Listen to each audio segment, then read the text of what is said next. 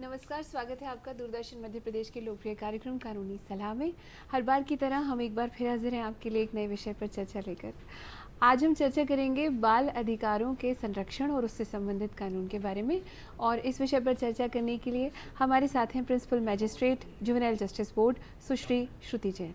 आपका कार्यक्रम में बहुत बहुत स्वागत है। धन्यवाद। हम आप सभी को याद दिलाना चाहेंगे कि ये एक लाइव फोन इन कार्यक्रम है, तो आज के विषय से संबंधित उचित कानूनी मशवरा आपको टेलीफोन के माध्यम से मिल सकता है। हमारी टेलीफोन लाइंस खुली हैं और नंबर आपकी टेलीविजन स्क्रीन पर आप देख सकते हैं। हमें आपके फ़ोन कॉल्स का इंतज़ार रहेगा। सबसे पहले मैम, हम आपसे ये जानना चाहेंगे कि आप जुवेनाइल्स को किस तरह परिभाषित करेंगी? मैं आपको बताना चाहूँगी कि जुवेनाइल्स उन लोगों को कहेंगे जिनकी उम्र 18 वर्ष से कम है और जिन्होंने किसी भी प्रकार का कोई अपराध कर दिया है, तो उनको हम जुवेनाइल्स बोल सकते हैं। तो ये भी बताएं कि चाइल्ड और जुवेनाइल को आप किस तरह डिफ्रेंशिएट करते हैं? मैं आपको बताना चाहूँगी कि बहुत सारे, जैसे कि भारत में बहुत सारे कानून हैं, तो हर कानून में चाइल्ड की परिभाषा को अलग अलग रूप से परिभाषित किया गया है। किसी में चाइल्ड को 18 वर्ष कहा गया है, किसी में 16 वर्ष कहा गया है। इस प्रकार जो जुवेनाइल है, जुवेनाइल और चाइल्ड में बस यही अंतर है कि वह चाइल्ड एक बालक है जिसकी उम्र 18 वर्ष से कम है, और जुवेनाइल ऐसा बालक है जिसकी वर्ष 18 वर्ष से कम है और उसने कोई अपराध भी किया है। जी। क्योंकि आप जिस ओहदे पर हैं, आपके समक्ष बहुत से लोग और बहुत से बच्चे भी आपके समक्ष हाजिर होते होंगे। आप क्या ऑब्ज़र्व करती है, कितना ज़्यादा जागरूक है लोग इन बातों के लिए? और जो भी बच्चे अगर इस तरह से या तो किसी ऐसे एक्ट का शिकार हो जाते हैं या फिर उनसे कोई ऐसा ऑफेंसिव एक्ट हो जाता है, उनके साथ किस तरह का बर्ताव करने की हमारे एक्ट में परिकल्पना की गई है? मैं आपको बताना चाहूँगी कि ये जो अधिनियम है जुवेनाइल जस्टिस एक्ट, वह बनाया ही इसीलिए गया है कि जिन भी 18 वर्ष से कम के बच्चों के द्वारा किसी भी प्रकार के अपराध किए जाते हैं, तो उनको एक विशेष तरीके से देखे जाने की आवश्यकता है। इसीलिए ये अधिनियम बना और इसमें विशेष प्रकार के बहुत सारे कानून को लिखा गया कि कोई भी पुलिस यदि है तो वह वर्दी में हमारे सामने नहीं आएगी। इवन हम भी किसी यूनिफॉर्म को पहनकर वहाँ नहीं बैठते, साधारण कपड़ों में वहाँ बैठते हैं। कोई ऊंची डायस, जैसे आप लोगों ने कोर्ट में देखा होगा कि होती है, कोई ऊंची चेयर, ये सब नहीं होता। एकदम सामान्य वातावरण में, जिससे उन्हें लगे कि ऐसा कोई गलती यदि उनसे हो भी गई है तो उसका मुख्य उद्देश्य यह है कि वह मुख्य धारा में वापस आएँ। उनको सज़ा देना इस कानून का उद्देश्य नहीं है, इसीलिए ये सारी प्रक्रिया हम वहाँ पर अपनाते हैं। मेरा जी, ये बहुत ही विशेष ध्यान देने लायक बात है कि बच्चों की जो साइकोलॉजी है उसको ध्यान में रखते हुए वो सारा सेटअप और एटमॉस्फेयर क्रिएट किया जाता है कि उनकी साइकोलॉजी एक पॉजिटिव वे में ही आगे बढ़े। इसी के साथ हम आपसे ये जानना चाहेंगे कि जुवेनाइल जस्टिस बोर्ड जो है वो किस तरह काम करता है और इसका जो एस्टैब्लिशमेंट है, इसमें आपके साथ कितने मेंबर्स होते होंगे, और अगर आप प्रक्रिया की एक झलक हमारे दर्शकों को बताना चाहें।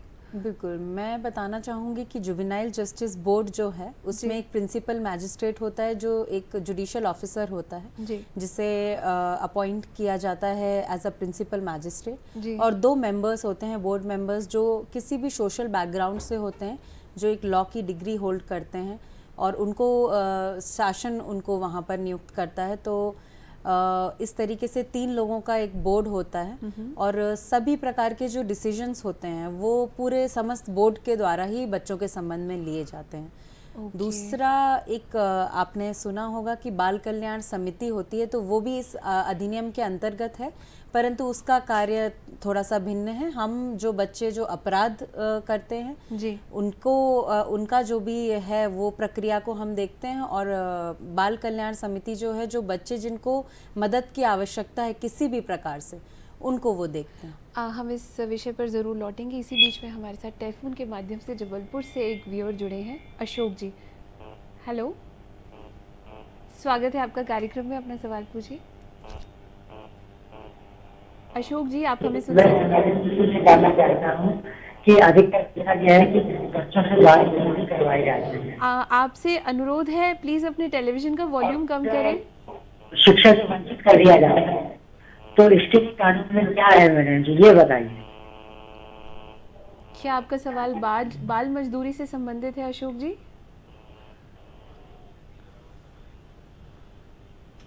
बच्चों से जो बाल मजदूरी कराई जाती है, इसके संबंध में ये आपसे जानकारी लेना चाहते हैं कि अलग-अलग क्षेत्रों में हम देखते हैं कई जगह पर बच्चे कार्यरत होते हैं। उस विषय पर आपका क्या ऑब्जर्वेशन है और कार्यक्रम के माध्यम से आप लोगों को किस तरह जागरूक करना चाहेंगी? मैं बताना चाहूँगी कि 0 से 14 वर्ष के बच्चों से किसी भी प्रकार का बाल श्रम कराना भी अपराध है। उनके द्वारा किसी भी प्रकार का कोई भी कार्य नहीं कराया जा सकता। दूसरा पहलू का मैं आपको अवगत कराना चाहूँगी कि इसमें यह है कि 14 से 18 वर्ष के जो बच्चे हैं उनसे कार्य कराया जा सकता है, पर उसकी एक सीमा है। उसकी सीमा यह है कि वे किसी भी खतरनाक कार्य में आप उनको नहीं लगा सकते, जैसे पटाखा फैक्ट्री हुई, माचिस बनाने की फैक्ट्री हुई या बंदरगाह हुए। इस तरीके के किसी भी कार्य में जो बच्चों के लिए हजार्डस हो सकते हैं उसमें हम उनको नहीं नियुक्त कर सकते हैं। बाकी जो नॉर्मल कार्य हुए, जैसे कि हम देखते हैं कि बच्चों को दुकानों पे भी यहाँ तो 14 से 18 वर्ष में उस प्रकार के काम अलाउड हैं, क्योंकि हम देखते हैं कि हमारे यहाँ ऐसी परिस्थितियां नहीं हैं कि हर बच्चे का बिना कार्य करे काम चल जाए। इसलिए कहीं कहीं जहाँ ज़रूरी होता है तो इस तरीके से उसको नियमित किया गया है कि 14 से 18 वर्ष के बच्चे इस तरीके के कार्यों को कर सकते हैं, परंतु कोई भी ऐसा कार्य जो उनकी सेहत के विरुद्ध है वह नहीं कर सकते। वैसे तो हमारी कोशिश यही है कि किसी भी बच्चे को पढ़ाई से वंचित ना होना पड़े, और इसीलिए शासन ने काफ़ी स्कीमें भी बना रखी हैं, पर जहाँ ज़रूरी है वहाँ पर ये अलाउड है। ये था आपके प्रश्न का जवाब। इसी के साथ हम आपसे ये भी जानना चाहेंगे, CWC के एक्ट्स और एक्टिविटीज़ और प्रोविजंस के बारे में हम बातचीत करने के पहले इसी विषय पर आपसे संक्षिप्त जानकारी और चाहेंगे कि अगर हमारे दर्शक किसी बच्चे को ऐसी जगह कार्य करते देखें जो कि 14 साल से कम मालूम देता है दिखने में, तो उनका सबसे पहला क्या कर्तव्य है बीइंग गुड सिटीजन, उन्हें क्या करना चाहिए? देखिए, यदि उनको ऐसा दिखता है कि कोई बच्चा ऐसी किसी जगह पे कार्य कर रहा है तो वह चाइल्ड लेबर कोर्ट्स जो हैं वहाँ जाकर भी इंफॉर्मेशन दे सकते हैं, पुलिस को भी जानकारी दे सकते हैं कि ऐसा कुछ हो। तो ये सब अपराध है, क्योंकि किसी ना किसी के द्वारा उनको वहाँ पर नियुक्त किया गया है, तो उनके सज़ा के प्रावधान कानून में बनाए गए हैं और हमें ज़रूर ऐसा करना चाहिए जिससे ऐसे बच्चों को हम वहाँ से बाहर निकाल सकें। जी। और क्योंकि राइट टू एजुकेशन में 14 साल तक के बच्चों को शिक्षा ग्रहण करना भी उनका बेसिक अधिकार है, तो इसके लिए भी हम सभी को जहाँ भी हम ऐसे बच्चों को देखते हैं तो हमें प्रोत्साहित करना चाहिए कि उनका ये अधिकार का हनन ना हो। मैम, इनसे बातचीत से पहले आप हमें CWC के बारे में बता रहे थे जी। क्या है ये, इसका फुल फॉर्म और इसके एस्टैब्लिशमेंट के बारे में थोड़ी जानकारी दें। ये जो अधिनियम मैंने आपको बताया, जुवेनाइल जस्टिस एक्ट, इसमें 2 प्रकार के बालकों की बात की गई है। एक ऐसे बालक जिनके द्वारा किसी प्रकार का अपराध किया गया है, दूसरे ऐसे बालक जिनको किसी प्रकार के संरक्षण की आवश्यकता है। हो सकता है कोई बालक आपको रोड पे दिखे जिसका कोई भी नहीं है, या फिर जिसको किसी भी प्रकार की मदद की आवश्यकता है, या उसके माँ बाप हैं और उनके द्वारा उसे छोड़ दिया गया है।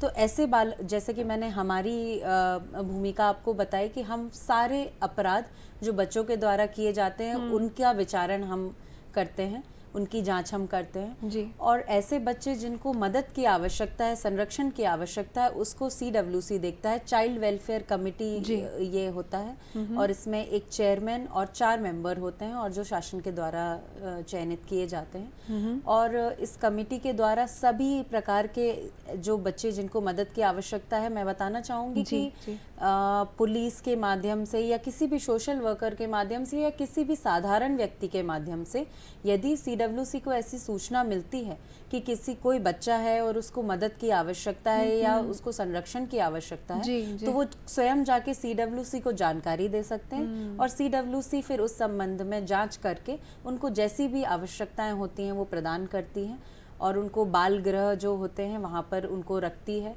और कभी कभी आप, जैसे मैं इसी में जोड़ना चाहूँगी गुमशुदा बालकों के बारे में। हाँ जी। तो कभी कभी कुछ बच्चे गुमशुदा हो जाते हैं, कभी कभी कुछ बच्चों के माँ बाप पूरा प्रयास करने के बाद भी नहीं मिल पाते हैं, तो उस दौरान CWC का रोल होता है कि वह उन बच्चों को एक सेफ जगह पर रखे जी। और उसके बाद प्रयास करे कि उनके माँ बाप मिल जाएं। कभी कभी ऐसा होता है कि उनके माँ बाप नहीं होते हैं या कुछ वो स्वयं उनको सरेंडर करके जा चुके हैं, तब ऐसी परिस्थिति में यदि 18 वर्ष से कम का बच्चा है तो उनको हम दत्तक के लिए, अडॉप्शन के लिए भी CWC रख देता है और उसके बाद उनका अडॉप्शन हो जाता है और वो किसी अच्छे परिवार में पहुंच जाते हैं। जी जी जी, बहुत ज़रूरी होता है बच्चों के लिए एक ऐसे मुकाम पे पहुंचना। इसी बीच में हम एक टेलीफोन कॉल के माध्यम से जुड़ते हैं। हमारे रेगुलर व्यूअर हैं नंदस्वरूप मिश्रा जी। हेलो। हेलो। स्वागत है आपका कार्यक्रम में। नमस्ते मैडम, मेरा नाम नंदस्वरूप मिश्रा बाराबंकी। मैं जानना चाहता हूँ कि कोई बच्चा का अनाथ हो गया है, उसकी पढ़ाई के लिए, उसकी दवाई के लिए, उसके भविष्य के लिए, उसकी संपत्ति के लिए किस प्रकार से सुरक्षा, उसकी रक्षा हो। जी बताएं। जैसा कि मैंने अभी रिसेंटली आपको बताया कि CWC बाल कल्याण समिति, या तो उस बच्चे के लिए उसका कोई रिश्तेदार जो है वो उसको देखरेख कर रहे हैं, तब बात अलग है। यदि ऐसा कोई भी नहीं है और यदि कोई है भी और उसकी देखरेख करने में सक्षम नहीं है, तब वो CWC को उस संबंध में सारी जानकारी देते हैं और 18 वर्ष की उम्र तक CWC उनको सभी प्रकार की सुविधाएं उपलब्ध कराता है। और जैसे ही वह 18 वर्ष के हो जाते हैं तो उनकी जो भी संपत्ति है और उनकी अधिकारिता के संबंध में वापस उनको सारे अधिकार प्राप्त हो जाते हैं। और उसके पहले जो है उसका संरक्षण CWC के द्वारा किया जाता है। यही CWC का रोल। जी जी, ये बहुत ही बेहतरीन सवाल आपने पूछा, क्योंकि बहुत से लोग ऐसे विचारों का जवाब नहीं ढूंढ पाते हैं। कई लोगों को एंटिसिपेशन भी होता है कि ऐसा कुछ हो गया तो बच्चों की केयर कैसे की जा सकती है। तो मैम ये बताएं कि CWC क्या ये डिस्ट्रिक्ट लेवल पर इसका गठन किया जाता जी, है? जी। तो और जो जिस जुवेनाइल जस्टिस बोर्ड की बात हम कर रहे हैं, जी। तो इसका क्षेत्राधिकार भी डिस्ट्रिक्ट लेवल पर होता है? जी बिल्कुल। जैसे हम जो जुवेनाइल जस्टिस बोर्ड है वो पूरे भोपाल की क्षेत्राधिकारिता रखता है और भोपाल जिले में जितने भी अपराध जो बच्चों के द्वारा किए जाते हैं 18 वर्ष से कम बच्चों के द्वारा, उनकी अधिकारिता, उनके विचारण की अधिकारिता हमारे पास होती है। जी जी जी। तो आप प्रिंसिपल मैजिस्ट्रेट हैं और आपका जो क्षेत्राधिकार है वो ये है कि आप पूरे डिस्ट्रिक्ट लेवल में जो बच्चे इस तरह से शिकार होते हैं, क्या आप उन बच्चों को एड्रेस करना चाहेंगे इस प्लेटफॉर्म के माध्यम से? अगर कोई विक्टिम हो रहा है किसी ऐसे ऑफेंस का, उन्हें आप किस तरह से मोटिवेट करना चाहेंगी? कैसे वो आपको अप्रोच करें? और अगर आप यहाँ का एड्रेस बताएं जिससे वो आप तक पहुँच भी सकें। बिल्कुल, मैं बताना चाहूँगी कि कोई भी बच्चे या बड़े, हमारे यहाँ ऐसा है कि जो भी 18 वर्ष से कम के बच्चे हैं और उनके द्वारा अपराध किया गया है, भले ही वह किसी भी व्यक्ति के साथ किया गया हो सकता है कि कोई 50 वर्षीय व्यक्ति हो और उसके साथ भी बच्चे ने अपराध किया है, तो वह उसकी अधिकारिता हमारे पास है। तो उनके लिए उनको पुलिस के माध्यम से जैसा रिपोर्ट दर्ज हम कराते हैं, वहाँ जाना है, रिपोर्ट दर्ज करानी है और बहुत ही संक्षिप्त प्रक्रिया है और हमारे पास बच्चे को पेश किया जाएगा और हम जानने का प्रयास करेंगे। मैं यहाँ बताना चाहूँगी, बच्चे चाहे जिनके द्वारा अपराध किया गया हो, चाहे जिनके साथ अपराध हुआ हो, दोनों ही बहुत महत्वपूर्ण है। इसीलिए ये विशेष नियम बच्चों के लिए बनाया गया है, क्योंकि इसका मुख्य उद्देश्य बस यही है कि ये बच्चे मुख्य धारा में वापस आ जाएं। मानते हैं कि इनसे गलती हुई है, कितनी भी गंभीर गलती भी यदि हो जाती है तो उनको एक अवसर मिलना चाहिए, क्योंकि उनकी आगे का बहुत लंबा जीवन बचा हुआ है, हमारे देश का भविष्य है। बिल्कुल बिल्कुल। इसीलिए ये अधिनियम एक विशेष अधिनियम है और विशेष धाराओं के साथ, प्रावधानों के साथ इसको बनाया गया है जिससे सबका भला हो सके। उन बच्चों से क्या कहेंगे जो पुलिस से डरते हैं और जो आप तक पहुंचना चाहते हैं? जो पुलिस से डरते हैं और जो हम तक पहुंचना चाहते हैं, तो मैं बताना चाहूँगी कि हमारा जो बोर्ड है वह जहांगीराबाद में स्थित है। आप हमारे पास आएंगे, हमें बताएंगे तो हम स्वयं ही आपकी रिपोर्ट या जो भी है वो करने में मदद कर देंगे। हमारे पास प्रोबेशनरी ऑफिसर्स होते हैं, वो भी मदद करते हैं, कुछ सोशल वर्कर्स होते हैं, वो भी मदद करते हैं। तो यदि ऐसी कोई समस्या उत्पन्न होती है कि आपको प्रक्रियात्मक चीज़ों के बारे में जानकारी करने में दिक्कत हो रही है या किसी प्रकार का डर है, तो आप हमारे पास आ सकते हैं। हम बिल्कुल, हमारे पास जो बोर्ड मेंबर्स हैं उनके माध्यम से भी हम पूरी मदद करने का प्रयास करते हैं। क्योंकि ये बहुत ज़रूरी है। बड़े बड़े लोगों को जो है कानूनी प्रक्रियाओं के बारे में सोचकर चिंता हो जाती है, संकोच होता है, सहम जाते हैं। विशेषकर अगर हम बच्चों की बात करें तो बच्चों को इसमें बिल्कुल भी डरने डरने की ज़रूरत नहीं है, वो सीधा जुवेनाइल जस्टिस बोर्ड को अप्रोच कर सकते हैं। और जैसा कि आपको हमारी गेस्ट एक्सपर्ट जो हैं मैम ने बताया कि डरने की ज़रूरत नहीं है, आप वहाँ पहुँचे, अगर आपसे कोई ऐसी गलती हुई है तो उनके सामने आप उसका कन्फेशन करें, अपनी गलती बताएं, आपके बचाव के और आपको समाज की मुख्य धारा में लाते हुए और उन गलतियों को सुधार करते हुए हर तरह से आपको असिस्ट करने का प्रयास किया जाएगा और इसमें आपके अधिकारों का संरक्षण होगा। आपको किसी से डर लगता है, आप किसी से बात कह नहीं पा रहे हैं, कई बार फैमिलीज़ में भी बच्चे बात नहीं कह पाते हैं, आपको अक्रॉस द टेबल सुना जाएगा।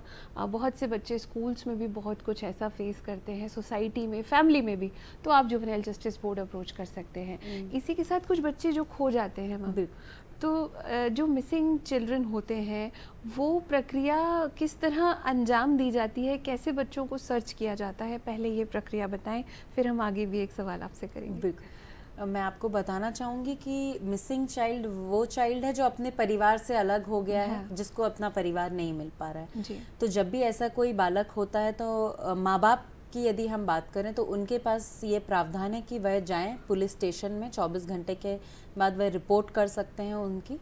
और 363 आईपीसी के अंतर्गत गुमशुदा बालक की रिपोर्ट की जा सकती है और उसके बाद पुलिस उसको दर्ज करके उनको ढूंढने का प्रयास करता है। सामान्य तौर पर जो भी बच्चे, यदि किसी भी व्यक्ति को कोई बच्चा मिलता है जिसका कोई माँ बाप का या कुछ पता नहीं चल पा रहा है, तो उसको भी हम यही सजेस्ट करेंगे कि वो जाकर पुलिस को अप्रोच करे और उस बच्चे को पुलिस के पास ले जाए, जिससे सारे थानों का जो कनेक्शन होता है उसके माध्यम से यदि कोई रिपोर्ट उस बच्चे के संबंध में दर्ज हुई है तो वो बच्चे की रिपोर्ट को देखते हुए उसके माँ बाप से उसको मिलाने का प्रयास कर सकें। और यदि ऐसा नहीं हो पाता है तो CWC के पास आप जा सकते हैं, पुलिस अधिकारी भी उनके पास डायरेक्टली जा सकते हैं, या फिर आपको पुलिस के पास नहीं जाना है, आप डायरेक्टली भी CWC के पास जा सकते हैं कि ये गुमशुदा बच्चा है। फिर उसके बाद जब बच्चा वहाँ आ जाता है तो प्रोबेशनल ऑफिसर के माध्यम से उसके संबंध में पूरी रिपोर्ट बनाई जाती है और उसके माँ बाप को ढूंढने का संपूर्ण प्रयास किया जाता है। और यदि ऐसा बच्चा मिल जाता है तो उसके बाद पुलिस को जो कार्रवाई करनी होती है कि उसको संबंधित कोर्ट के समक्ष उस बच्चे को जल्द अविलंब पेश करना होता है जी। इसके पीछे कारण ये है कि ये पता किया जा सके कि जिस बीच में वो बच्चा कहीं खो गया था उसके साथ कोई अपराध तो नहीं हुआ है, और उसके कथन 164 दंड प्रक्रिया संहिता के अंतर्गत लेख कराए जाते हैं किसी मैजिस्ट्रेट के माध्यम से, जिससे इन सब चीज़ों की जानकारी प्राप्त हो सके और यदि उसके साथ कोई गलत काम हुआ है या कोई घटना हुई है तो उसके संबंध में कार्रवाई की जा सके और उसके बाद उस बच्चे को उसके माँ बाप को सौंप दिया जाता है। ये बहुत अहम है, क्योंकि जनरली क्या होता है कि हम देखते हैं कि हम मिसिंग चिल्ड्रन का या मिसिंग चाइल्ड का इस तरह से हम फ़ोटो देखते हैं, कई चौराहों पे मैसेजेस हमारे पास आते हैं अलग अलग माध्यमों से, लेकिन जब वो बच्चे मिल जाते हैं तो ये जो कानूनी प्रक्रिया आपने बताया ये बहुत ज़रूरी है जानना, जिससे कि ये अश्योर किया जा सके कि वो बच्चा सुरक्षित रूप से वापस अपने घर पहुंच गया। लेकिन अगर अनफॉर्चुनेटली ऐसा नहीं हो सकता तो फिर मान लीजिए बच्चा तो मिसिंग की कैटेगरी में अप्रोच कर लिया उस बच्चे ने CWC को या पुलिस के पास भी, लेकिन किसी पेरेंट ने या उसके गार्जियन ने ऐसी कोई कंप्लेंट ही रेज नहीं करी, तो फिर ऐसे बच्चों को किस तरह से केयर दी जाती है और ऐसे बच्चों का भविष्य किस तरह से सुरक्षित है ये निर्धारित किया जाता है? आपके इस सवाल के माध्यम से सबसे पहले तो मैं एक जो चाइल्ड हेल्पलाइन नंबर है वो बताना चाहूँगी कि ऐसा कुछ भी हो जाता है आपको या किसी को या इवन माता पिता को बच्चे के संबंध में कोई रिपोर्ट दर्ज करानी होती है तो 1098 उसको याद करने का तरीका भी 1098 उल्टा हम चलें तो इस तरीके से हेल्पलाइन नंबर है, आप वहां अप्रोच करिए, आपकी संपूर्ण मदद की जाएगी। इसके अतिरिक्त यदि जैसा आपने बताया कि कोई कंप्लेंट नहीं है, नहीं मिल पा रहा है, तो मैंने आपको जैसा बताया कि जो प्रोबेशन ऑफिसर होते हैं, परिवीक्षा अधिकारी, उनके माध्यम से बच्चे से बातचीत करके पहले तो संपूर्ण प्रयास किया जाता है कि कैसे भी उसके घर तक पहुंचा जा सके। और सामान्य तौर पर जब तक कि वो बच्चा सरेंडर्ड या अबेंडन्ड चाइल्ड नहीं होता है, परित्यक्त चाइल्ड नहीं होता है, तब तक मुख्यतः उसके माँ बाप मिल जाते हैं। परंतु ऐसा नहीं होता है तो CWC उनको बालक गृह जो हैं वहाँ पर रखती है। 18 वर्ष तक उनकी शिक्षा और हर प्रकार की सुविधा जो एक बच्चे को प्राप्त होनी चाहिए, उनके खाने पीने से लेके हर चीज़ का ध्यान रखती है। और उसके बाद जब वह 18 वर्ष के हो जाते हैं तब उनको जिस भी प्रकार से मदद किसी एनजीओ के माध्यम से, और उसमें वह मदद करते हैं और वो अपना सामान्य जीवन जीने के लिए अग्रसर हो जाते हैं। जी जी जी, बहुत ज़रूरी है बच्चों के लिए भी ये जानना कि वो इंडियन सिटीज़न हैं और वी आर ब्लेस्ड कि हमारे पास इतने सारे अधिकार हैं। हमारा यही मानना है कि बच्चों को भी उनके अधिकारों की जानकारी होना चाहिए। बहुत सी हॉबीज़ आप लोग अपनाते हैं, एक हॉबी ये भी रखें, या गर्मियों की छुट्टी में ऐसा ज़रूर करें कि सभी बच्चे एटलीस्ट अपने अधिकारों के बारे में ज़रूर पढ़ाई करें। पेरेंट्स जानें कि उनकी क्या ड्यूटी है और इस बात को भी ना भूलें कि बच्चों के क्या अधिकार हैं। इसी के साथ मैम हम आपसे बहुत ही संक्षेप में एक मैसेज के रूप में जानना चाहेंगे, आज के विषय से संबंधित आप क्या मैसेज कन्वे करना चाहेंगे हमारे सभी दर्शकों को? मैं सबसे पहले तो ये कहना चाहूँगी कि बच्चों को पता ही नहीं है कि कुछ कार्य वो ऐसे कर रहे हैं जो अपराध की श्रेणी में है। तो सर्वप्रथम तो जैसा आपने बताया कि गर्मियों की छुट्टी में या कभी भी, आजकल तो बहुत सारे माध्यम हैं जिनके माध्यम से वो जान सकते हैं कि क्या अपराध हैं। तो पॉक्सो अधिनियम जो है, जो बच्चों के साथ लैंगिक अपराध होते हैं, वह सबसे ज़्यादा हमारे सामने आते हैं। क्योंकि आप जैसा कि जो कल्चर रहता है आजकल, बच्चों को खुद नहीं पता होता है कि वो एक अपराध की ओर अग्रसर है, उसमें वह एक गंभीर अपराध में फंस जाते हैं। तो उनकी जानकारी होना सबसे पहले इम्पोर्टेंट है। और यदि कोई गलती आपसे हो जाती है तब आपको अपनी गलती को स्वीकार करते हुए हमें बताना चाहिए, और हम उसमें काउंसलिंग और अन्य माध्यमों से बहुत सारी मदद करते हैं। दूसरा मैसेज मेरा समाज को है कि यदि ऐसा कोई बच्चा है जिससे ऐसी गलती हो गई है, आपको जानकारी है, तो आप उनको इस तरीके से बाद में ट्रीट ना करें कि उनसे बात ना करना, उनके परिवार को अलग कर देना, उससे उन बच्चों का जीवन खराब हो सकता है। फिर इस अधिनियम के जितना भी ऑब्जेक्ट है वह विफल हो जाएगा। तो मेरा ये मानना है कि सबसे पहले तो समाज की जिम्मेदारी है कि यदि ऐसे कोई बच्चे आपके आसपास हैं तो उनकी मदद करें कि वे उस चीज़ से बाहर निकल सकें और एक सामान्य जीवन जी सकें। बहुत सुंदर विचार। ये बहुत ज़रूरी है कि हम सभी अपनी अपनी जिम्मेदारियों को भी जानें और एक इंक्लूसिव और एक बच्चे की प्रोग्रेस को ध्यान में रखते हुए, उसकी केयर और प्रोटेक्शन को ध्यान में रखते हुए कोई भी फैसला करें और अपना आचरण रखें। हम आशा करते हैं कि आज का ये अंक आपको ज़रूर पसंद आया होगा। अगले मंगलवार ज़रूर देखिए कानूनी सलाह। हम हाजिर होंगे एक नई प्रस्तुति के साथ। तब तक के लिए दीजिए इजाज़त। मेघा तिवारी को और हमारी टीम की ओर से नमस्कार। आपके लिए भी बहुत बहुत शुक्रिया।